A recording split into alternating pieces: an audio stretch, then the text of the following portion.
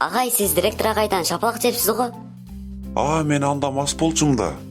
Эртеси менден кечирим сурап келди. Болбосо жаман болушун өзү да сезип калган окшойт.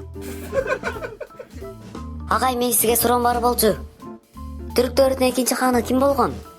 Түрктөрдүн экинчи ханы Амантай болгон беле? Жок, адаштыңыз агай. ИИ айтса Сооронбай болгон а?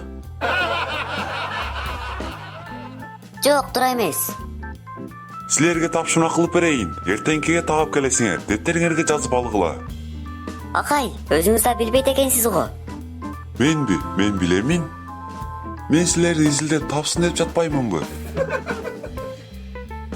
Агай, парта ташыган эки бала берип тура аласызбы? Нурбек Аза, чыгып ташып койгула. Агай, биз бул жерге билим алганы келебиз го, жумуш кылган эмес. Чыг энең дурайым баласы.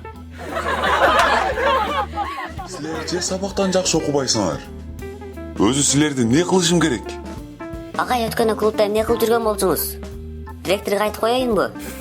Мен силерге айтайын дегеним, сабакка келсеңер келгиле, болбосом келбей кое бергиле. Чейрегиңер по-любому 5 чыгарам. Сөз берем.